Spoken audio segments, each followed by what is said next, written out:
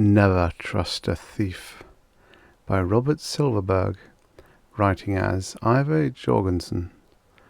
Originally published in Imagination Stories of Science and Fantasy, February 1958. Narrated by Tom Trussel. Kiley took one last fond look at that glittering heap of jewels in the back of the spaceship, nodded happily to himself, and began to set up a blast-off orbit. Somewhere down on the field far below, he could see dot-like figures, spaceport attendants, all firmly convinced that this was an authorized flight. He chuckled. This is the right way to pull a job, he thought contentedly. Hypnotize him silly, and then walk in and take what you want. His fingers skipped lightly over the control panel as he readied the ship for blast-off. For the first time in his life, he felt truly happy. 2 million stellars of rare gems in the back of the ship, and even after cutting Thaklaru in for his share, that still left 1 million. 1 million stellars! Oh, that sounded good. Well, Kiley, are you going to spend all day dreaming? I'm waiting for you. The rolling thunder of Thaklaru's voice in Kiley's mind jolted him back to reality. I'm on my way, he said out loud, knowing that the alien was listening. I've got the stuff, and I'll be there before you know it. Good. I'm anxious to see those jewels. Don't worry about it, Thaklaru. I'm not worrying, but I know you'd be quite willing to blast off in the other direction and keep them all for yourself. Kiley grinned. Nothing's a secret from you, eh, Thaklaru? You don't miss a thing. I can't afford to, the alien's telepathic voice said. The first rule in thievery is never to trust an accomplice.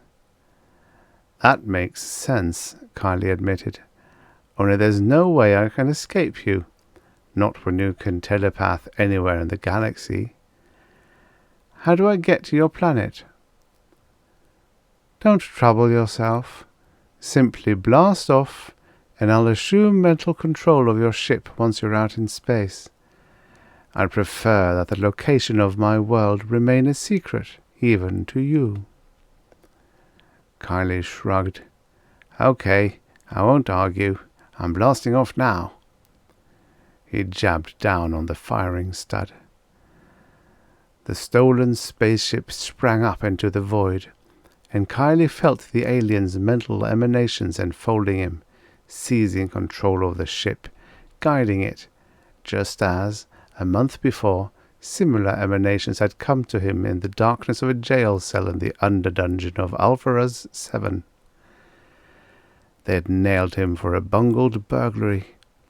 He'd have made it all right, except that he hadn't foreseen one of the new model psionic alarms, and, since he was a four-timer, they'd stuck him in solitary deep in the dank heart of the planet.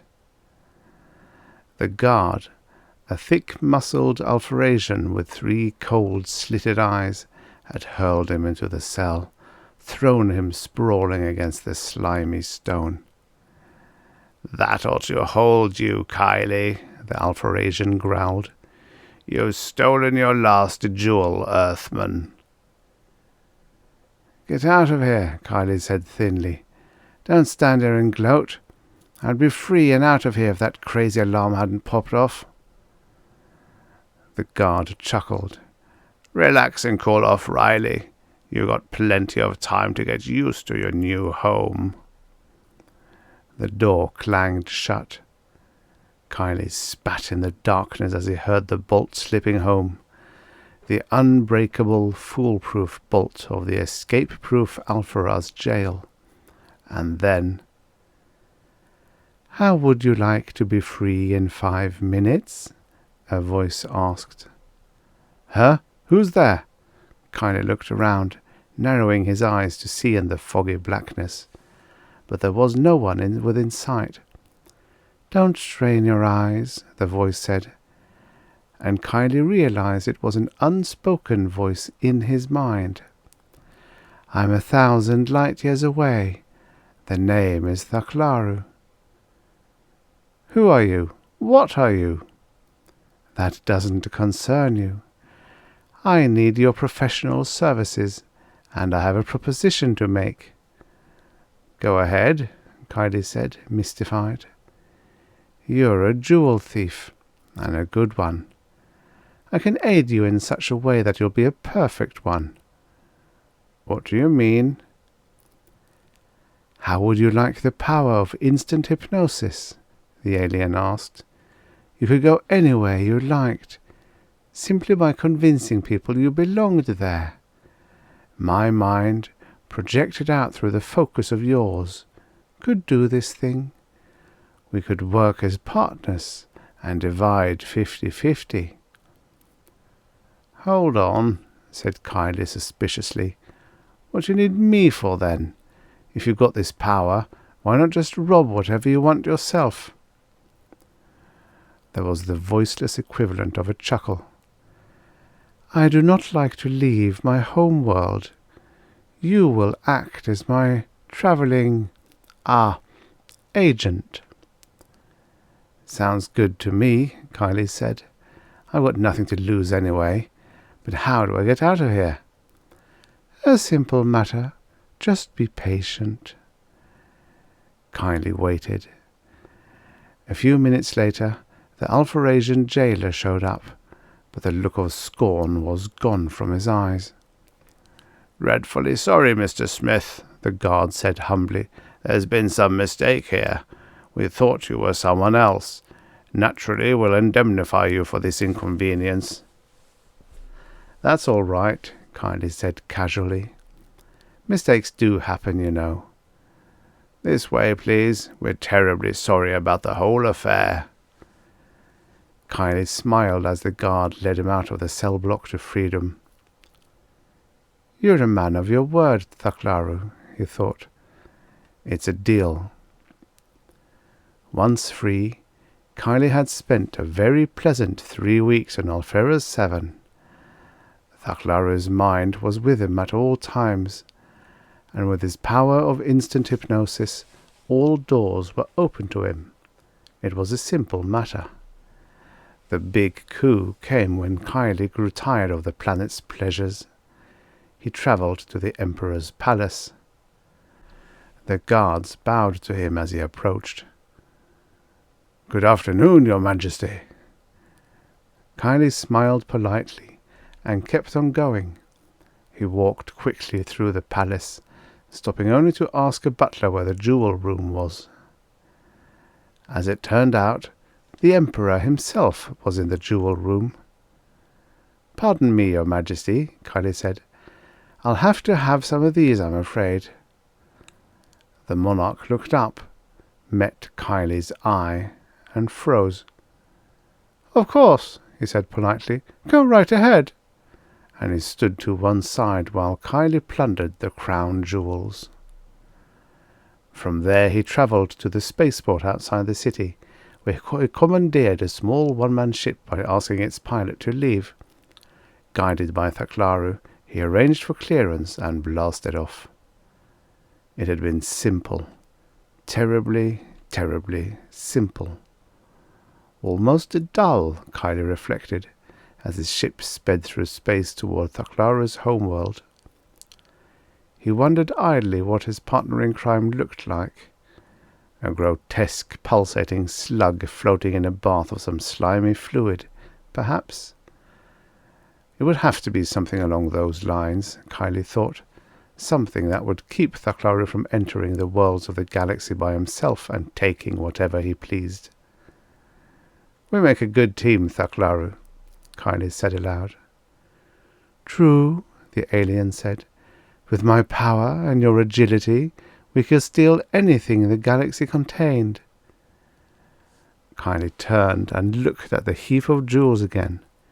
2 million stellars. Quickly he computed the value in Earth currency and gasped.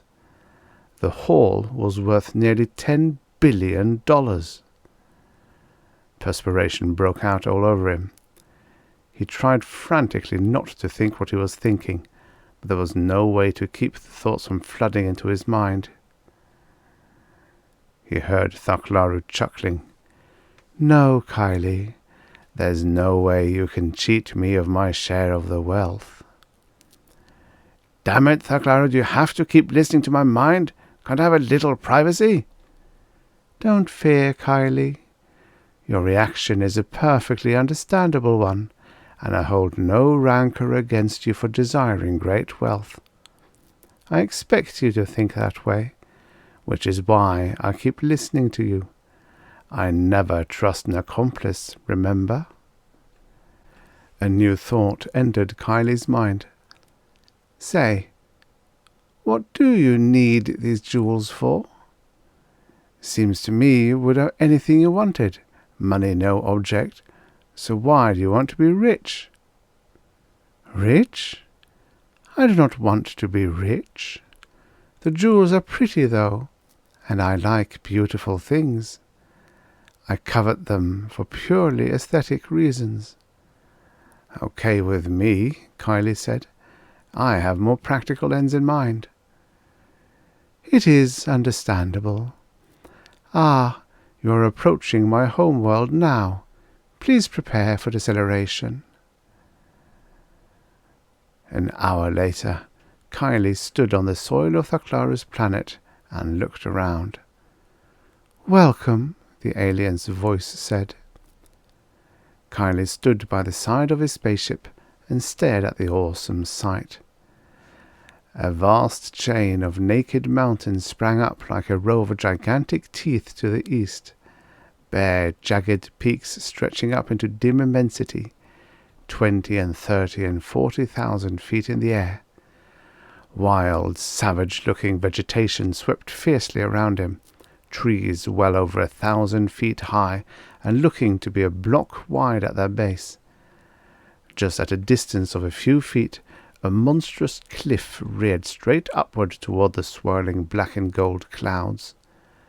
It was a strange and utterly primitive world. "Okay, I'm here," Kiley shouted. "Where are you?" "I will be with you soon," the alien responded. "Take the jewels from the ship." "How do I decide which are yours and which are mine?" "Take them all. We will decide once they're out of the ship." A sudden ripple of terror ran through Kiley, turning the little jewel thief cold. He felt dwarfed by the sheer magnitude of Thaklaru's world. He wondered where the alien was, what sort of creature he might be. "Your curiosity will soon be ended," Thaklaru said. "When you have brought the jewels out, I will appear." Kiley shrugged and started to climb the catwalk that led into the ship. There was little sense in trying to argue with Thaklaru's abilities. If he didn't go willingly, the alien would only force him. He gathered the jewels into a double handful and brought them back outside, dropping them onto a bare patch of reddish-green soil. Returning, he brought the rest of them out. "Okay," he said, "they're all here." "Good. They are lovely." "Suppose you show up, and let's divide these things," Kiley said.